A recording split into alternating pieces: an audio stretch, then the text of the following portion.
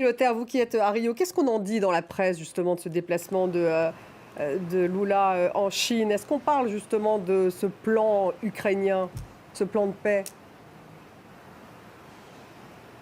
Oui, c'est un des principaux sujets qui est abordé aujourd'hui. C'est à la une de tous les journaux, le voyage de Lula en Chine. D'abord parce que ce que l'on voit ici au Brésil, ce que l'on perçoit, c'est que c'est un petit peu le jour et la nuit en termes de diplomatie brésilienne. Pendant 4 ans, durant le gouvernement de Jair Bolsonaro, la diplomatie était ici au point mort en quelque sorte. Jair Bolsonaro avait des relations vraiment catastrophiques avec la Chine, alors que pourtant c'est, et ce l'était, et ça restera le premier partenaire économique du Brésil. Mais souvenez-vous, durant la pandémie, Jair Bolsonaro avait accusé la Chine d'avoir répandu le virus du Covid, avait refusé d'acheter des vaccins chinois. Son fils, Eduardo Bolsonaro, sénateur, avait également plusieurs fois, à plusieurs reprises, accusé la Chine. Et la Chine avait répondu, riposté en disant que cela allait avoir des conséquences très négatives. Donc on est vraiment dans un virage à 380 degrés.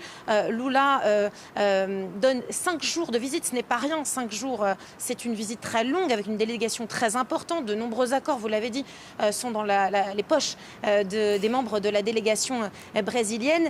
Donc ce partenariat économique est vraiment avant tout un partenariat diplomatique. Lula veut montrer au monde entier qu'il est vraiment un acteur essentiel de la diplomatie internationale, et ce conflit donne vraiment le premier exemple pour montrer que Lula peut jouer un rôle important dans un accord possible de paix avec l'Ukraine.